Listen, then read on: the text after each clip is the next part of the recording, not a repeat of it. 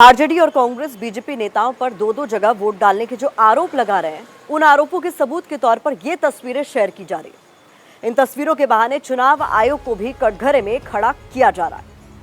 इन तस्वीरों में बीजेपी से राज्यसभा सांसद रहे राकेश सिन्हा का भी मतदान वाला फोटो है। विपक्ष का आरोप है कि राकेश सिन्हा दो दो जगह से वोटर हैं। राकेश सिन्हा ने दिल्ली के विधानसभा चुनाव में मतदान किया, इसके बाद बिहार में भी उन्होंने वोट डाला।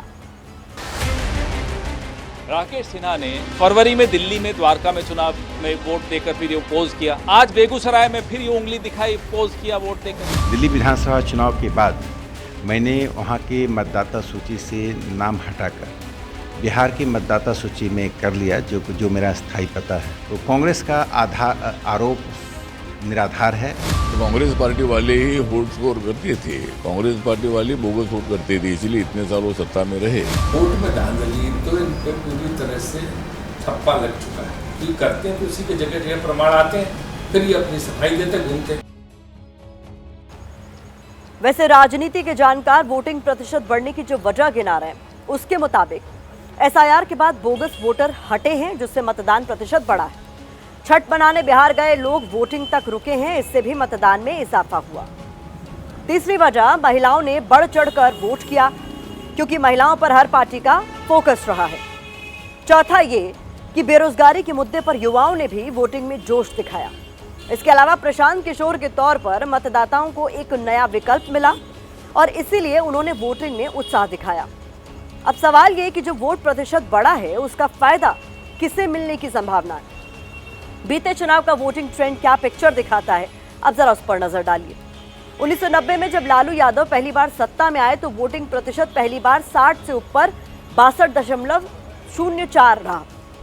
1995 में वो 61.79 लगभग इतने ही वोट प्रतिशत के साथ रिपीट हो गए। इसके बाद 2000 में 62.57% मतदान हुआ और राबड़ी देवी के साथ आरजेडी की सरकार बनी। 2005 की बात करें तो नीतीश कुमार पहली बार सत्ता में आए तो 45.85% मतदान से ही सत्ता परिवर्तन हो गया।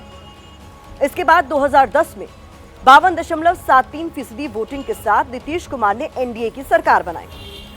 2015 में वोटिंग प्रतिशत 56.91% रहा। हालांकि इस बार नीतीश कुमार महागठबंधन के साथ सीएम बने।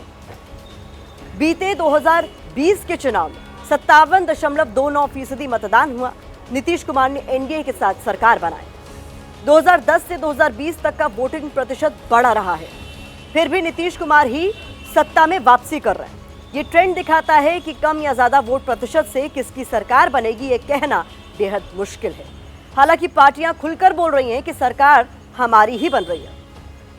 फिर एक बार एनडीए सरकार, आरजेडी कांग्रेस के गुब्बारे की हवा निकलनी शुरू हो गई। 2/3 बहुमत से ज्यादा सीटों के साथ जीतने जा रहे हैं और सीट जीतने का हमारा मार्जिन भी बहुत बड़ा होने वाला है। सब लोगों को यही कहना है कि भैया इस बार सरकार बदल देंगे। अब की बार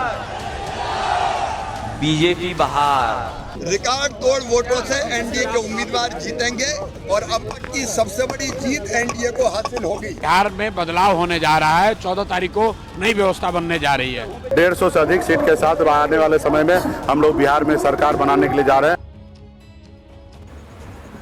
अब वक्त इस खबर पर सोशल मीडिया के ओपिनियन का है, तो यूजर्स लिख रहे हैं कि अनेक रुकावटों के बाद लोग सत्ता परिवर्तन का संदेश देने में सफल रहे। यही बिहार और लोकतंत्र की जीत है। बिहार एक तरफा महागठबंधन को तेजस्वी प्रण को अपना रिकॉर्ड तोड़ वोट दे रहा है।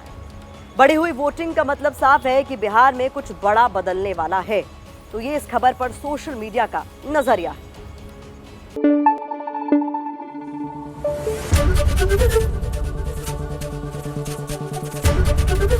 एबीपी न्यूज आपको रखे आगे।